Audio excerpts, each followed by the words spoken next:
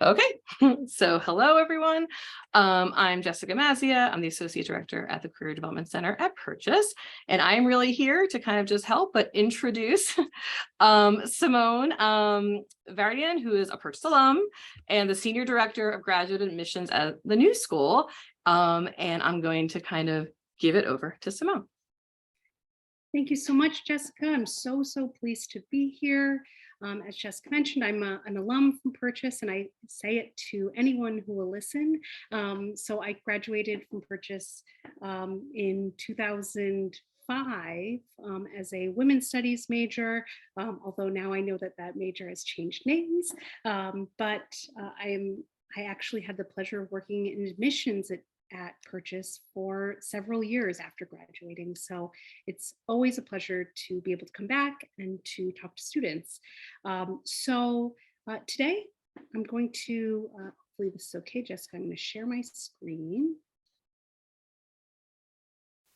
One moment.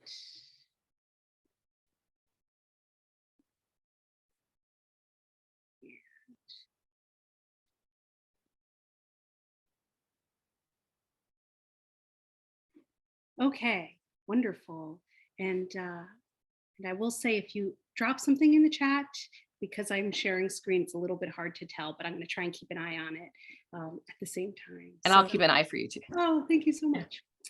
So today we're really talking broadly about how to prepare for writing your graduate statement of purpose, keeping in mind several things. So let's dig right in to the agenda. So we're going to be talking today about the ideal graduate application. You can see, of course, that's in big fat quotes. Some of the differences between an undergraduate and graduate admission process that will impact the way in which you'll write your statement of purpose. The context of the statement within your entire application file.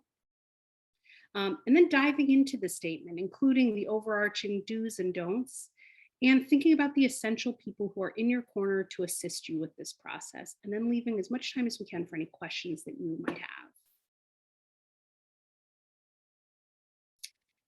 So let's talk about that ideal graduate student.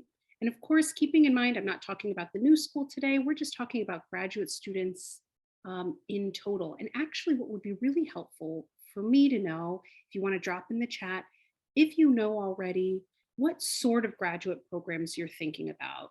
So for instance, if you can drop in the chat that you're thinking about master's degrees in literature or in business or in any number of disciplines, if you can put in the chat, that helps give me a little bit of context of who we have in the room today. Do you see it, or do you want me to read it to you? Oh, I can see it. Okay. Oh, this is great. Cool. All right. A nice mix. I see a few law school folks. I understand from Jessica, there's going to be a law school admission session next week. So I bet you'll find that valuable. Cultural studies. Cool. All right. Nice.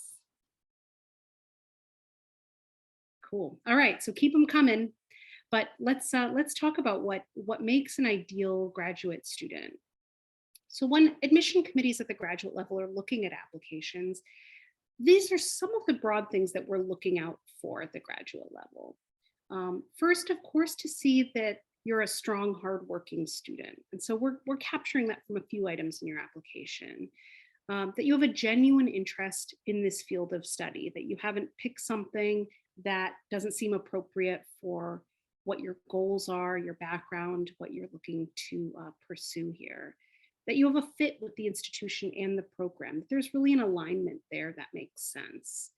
That you have an appropriate professional experience for that program, meaning that some programs might be looking for you to have 10 years of work experience before applying. Some are really quite pleased for you to apply with right out of undergrad, so that you're right in that sweet spot of what is appropriate for that program, and that you have clearly defined future goals. You don't have to have it all figured out yet, but that you have some goals in mind that will assist an admission committee to determine that you are the right fit for their program.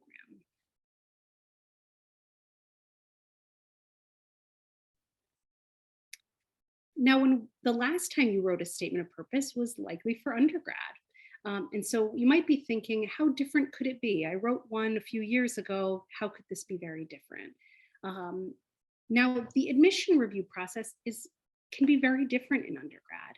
In undergrad, um, it's most likely that your application and your statement of purpose was reviewed by members of the Office of Admission who are really strongly prepared and trained to review applications and identify what makes a strong student to that school, um, and are looking for a really broad academic review and really taking time to focus and understand your past.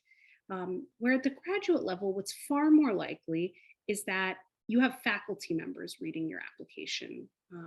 And so that can be an important point of distinction. So they're looking at your application from a different lens. They're looking very much from the lens of their academic program. So they're taking very specific academic considerations into the field that you're looking to apply to, which is different from an admission representative. Um, and so you'll want to focus on your professional academic plans for the future, as opposed to an undergrad where you're thinking about the past. Let me tell you my backstory, my life story. In grad, they want to see what your plans are for the future. Now, of course, since we're talking very broadly today, you might have some cases where you have an admission committee that's made up of admission team members who are reviewing your application at the graduate level. It's not exact, but this is often what we see. And certainly I know from my experience working in the undergraduate admission office at Purchase, in many cases, faculty are part of the application review at the undergraduate level too. So it's imperfect, but this is something to keep in mind. So let's talk about the context of your application. I want to take another peek to see if others. Sure. Someone was asking about if you Get a copy of the PowerPoint. Yeah, no, I'm pleased to share that. I'll send that to Jessica later. So the typical application requirements. So of course, again, this isn't a perfect science here because we're talking broadly, but let's talk about the items that are in your application. You've got your online app, which is where you're filling in all of the information about your background, as well as in some cases, your educational history, your professional history, all of that information. Your resume, which is going to tell us a lot about your professional background, of course, as well as a little bit about the other extracurricular items that are going on in your life. Your transcripts, which are going to tell us a lot about your academic completion, what you've done, what you've excelled in, where maybe you've struggled. And your letters of recommendation, which tell us a lot about what other folks have to say about you. Supplemental materials can vary from program to program. For instance, I work at the New School, which includes Parsons School of Design. And so a big part of a supplemental material for those programs is your portfolio. And other programs I work with that are at the PhD level are going to ask for, far more likely to ask for writing samples. This is also the case for a lot of master's degree programs. And some programs will ask for test scores. We know that this has evolved, especially over the last few years. Some schools that used to ask for test scores don't anymore, but things like GRE, GMAT, LSAT exams can also play a part. And then we have your statement of purpose. And the statement of purpose is really, from what I see, is the place where you have the most voice in the process. Everything else is either things that you really can't do anything about, your professional experience until now, your grades until now, all of those are in the can already. These are items that you can't change really at this point, or letters of recommendation or what someone else has to say about you. But your statement of purpose is where you're able to provide context for the entire file. So I like to think about it in a way like this, this frame here. So you've got your entire application, and these are all of the items that we're thinking about that are going into your application, your professional background, your personal achievements, your references from others, your academic background. And the frame here is your statement of purpose. It brings all of these items together and tells us the story of who you are as an applicant. So you don't want to underestimate the importance of the statement of purpose, because without it, we're left trying to make sense of of what is the story that this package of materials is telling us about you. Now, an important caveat here, each college and even down to the program level will have a unique statement of purpose prompt. We do this to make you crazy. But before writing your statement, it's so important to thoroughly review the requirements of that program's statement of purpose prompt to ensure that you're satisfying the statement expectations for that particular program and institution. I will say even within Parsons School of Design or the new school, to give you some context, we have many statements that are specific to the program that you're applying to. And the prompt has been drafted by the faculty for that program. So they're really carefully reading your statement to see, did they even answer the questions that we asked? So it's very clear to them when a statement is written that doesn't really address the question they've asked, that you've maybe recycled from another school. And we know that that makes the process harder for you if you're applying, let's say, to 5 schools. So it's just critically important then you're starting this process early so that you're ensuring that you have a sense of what the differences are between the requirements for each school, and that you're able to take the time necessary to thoughtfully craft statements that are unique to each school. You might be able to repurpose some sections or reframe how you talk about topics. We know that that's likely going to be the case, but it's also important that you're thinking thoughtfully, especially for those schools that you're most excited about, that you are taking the time to write a statement that really aligns with what's being asked. So here's just an example prompt. One of the prompts that we frequently will use for students applying to a program. Please outline your reasons for applying to this program. In what ways will you contribute to the subject matter of the program? You should include a thoughtful description of your background, tentative plan of study, or area of inquiry in the field as you now envision it, your professional goals, and an explanation for how this graduate program will help you realize those goals. And for us, 500 to 750 word limit is somewhat typical. So you can see this is often what you'll see from a statement of purpose, a real understanding of the program, the field, and goals for the future. So let's dig in a little bit here.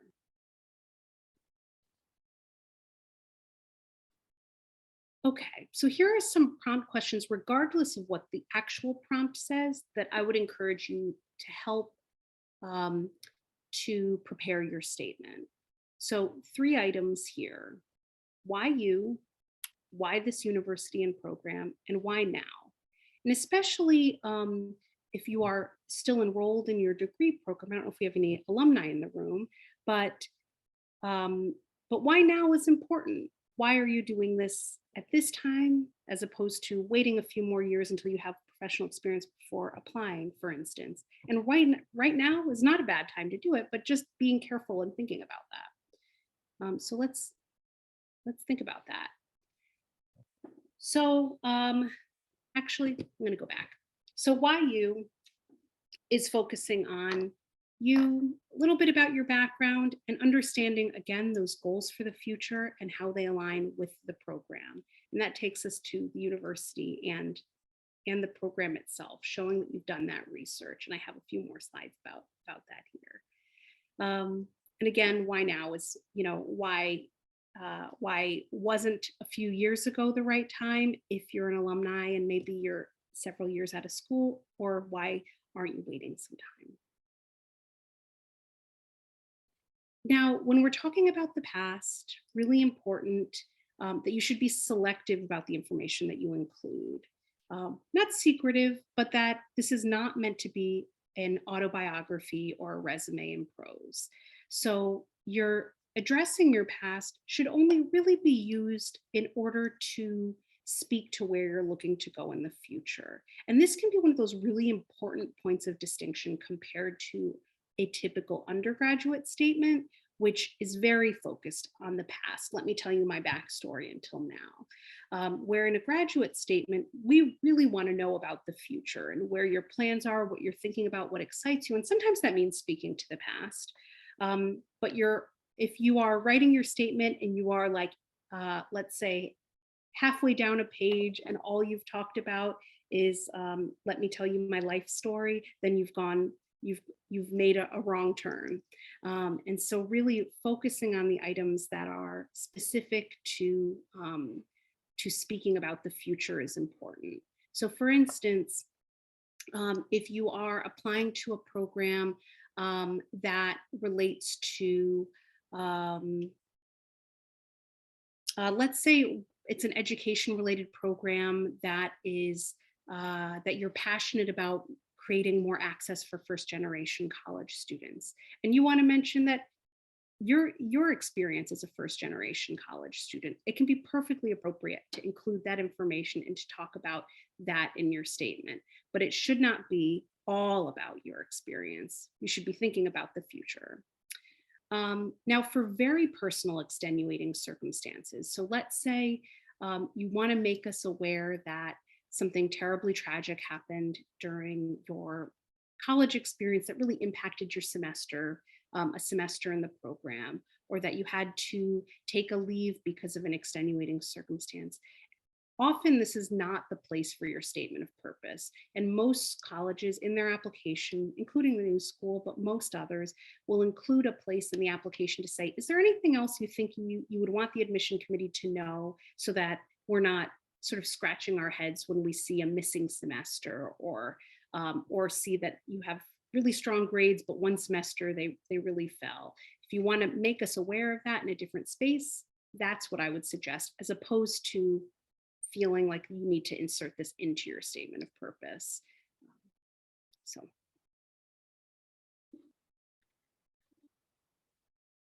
addressing your goals. So when we talk about the future, you should be really pretty specific with your research and professional interests and goals in your desired discipline. And why is this the right time for you? And can your goals be met with this degree program and this university? So being really, really clear about what your goals are, even if it's to learn more about something else, even if your goals aren't, I want this job, or I want to do profound research in this very precise discipline. That's okay if you don't have that nailed down yet, but that you really want to be specific as possible about the research and professional interests and goals of your field. And again, addressing why this is the right time to do this. For a lot of students, we know when they're coming out of high school, they feel a real sense of urgency to start college right away. That's become very typical. And so the explanation of time isn't always as necessary, but in graduate school, you don't need to start it right away. And so making that clear is really helpful for us. And of course, being clear about how your goals can be met with this degree program at this university. Now, demonstrating academic alignment can be sort of harder to do, and there really isn't a shortcut. And so this is another one of those items that you will want to make sure you plan enough time in your process to do this really thoughtfully. But for all of the schools you're applying to, I would research like crazy the faculty and the program that you're applying to, so that you can identify that in your statement of purpose. So for instance, looking into the individual faculty members, the work that they're publishing, if that's common in the field that you're applying to, the work that's coming out of the program, if there are any research centers that are affiliated with that program, what are the alumni and student outcomes? And there are a lot of tools for you to be able to do this research, including like typically faculty bios on the website. You can go into Google Scholar or use your university library resources to look up the faculty from the program to see where they're publishing their research. Identifying what are the required courses versus what are the electives. And especially over the last several years, as our university events, so many of them transitioned to being virtual, it became far more common for recordings to become available after events are held. 5 years ago, if you missed an event, it was less common to be able to get a recording from that event, but now it's far more accessible. And so these are ways for you to really learn as much as you can about your program of interest. And then don't make it a secret. Make it really clear in your statement of purpose that you've researched the program and that you're excited at the opportunity to work with um, Dr. Jones in their research center, because this work is really important to me and where I'm looking to go. And so being really specific in your statement to show you've done that research, especially if it's genuine. Being genuine is really important here. You're not just going to say it just to say it, but to really make that connection really clear that you understand why this is appropriate for you and your goals. Okay, so some overarching do's and don'ts. Um, and some of these are pretty obvious, but you'll want to follow the designated time limit, font, formatting, questions, etc. The If a school is telling you that the max is 750 words, sometimes the student will send us an email saying, yeah, but it's really great and it's at 1,000. I mean, send it if it's 1,000 words, but know that we're telling you our preferences for it to be 750. So I would highly recommend meeting their requirements because we are, as the second point is listed, striving for clarity and concision. So we're looking for you to be able to make that point in the words aloud.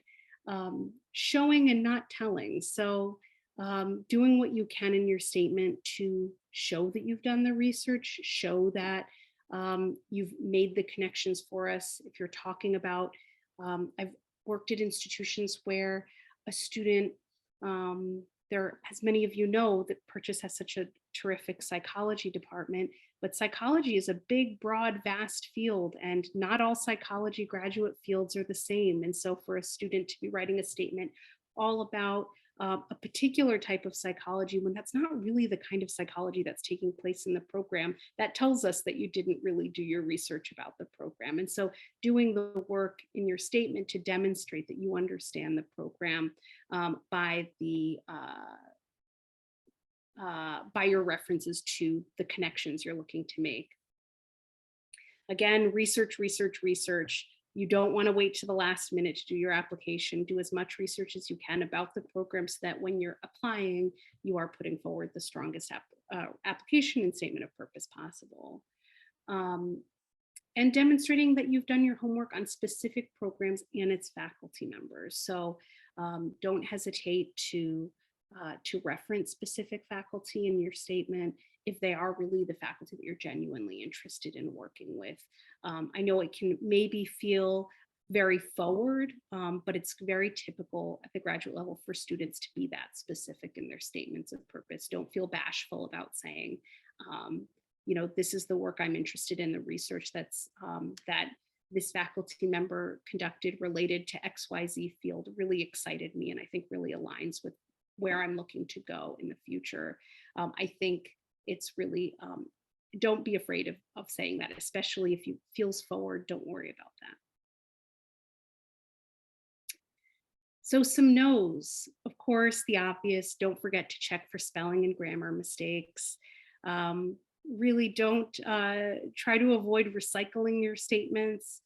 Everyone's heard of the dreaded examples of referencing the wrong college in their statements of purpose. I'm sure you've heard that before, but taking the time to really comb through the statement of purpose requirements for each school you're applying to make sure that you are writing something that meets the requirements for that school's statement.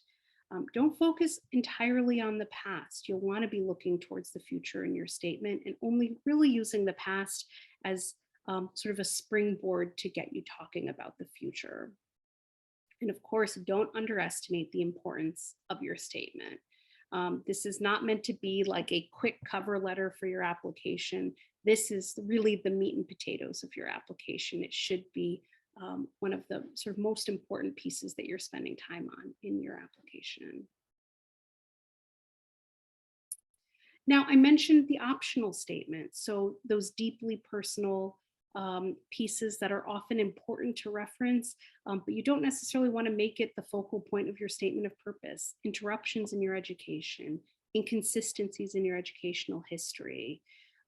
It's typically not required. I would say It shouldn't be used as an additional statement of purpose. It's not a writing sample. But in most applications, like I've mentioned, a college will say, do you want to tell us anything else about you that that you haven't had an opportunity to share? And this is where you might say, you know, this semester I had to help my family with, you know, X, Y, or Z. We certainly saw during COVID that there were interruptions in education for a lot of students. And so this can be a nice space to write 3 lines about, in this semester I had to take care of this thing, and this is why I had to step away from my education for a little while. But if you don't have a situation like that, this is not meant to be, you should definitely be leaving this field blank. It can almost work against you to write something in there that feels unnecessary, or that you're not really taking seriously the the important and impactful experiences that have impacted other students. So you'll want to leave that field blank if it doesn't apply to you, and that is very okay. You shouldn't use it as like a place to write an extra statement of purpose or an extra writing sample. Now, there are lots of people in your corner to help you with your statement of purpose. So of course, the terrific folks in the Career Development Office. Hopefully the online writing lab is still a resource for students, and your faculty advisors. While the admission officers for your desired programs, folks like me at the graduate level, can often be a great resource, we're not able to like re-review your statements for you, but we can definitely give you some advice and hints about what works well for us. For a lot of schools like us, we'll host sessions leading up to our application deadlines that are focused on particular items, like putting your best foot forward in the application. So there are definitely, the individual colleges you're applying to will often have resources available at their level as well. So there's lots of people you can go to get feedback. And of course, if you're asking someone to assist you or to take a look, like any assistance for a second set of eyes, give them plenty of time. Giving it to someone to review, you know, with 12 hours notice is not, you're not going to get the best feedback from a quick rush job. So giving them plenty of time. Oh, great. Thanks for the link, Jessica. Okay. I'm so pleased to answer any questions that you might have. So I'm going to stop the recording now so everyone's comfortable to ask their questions.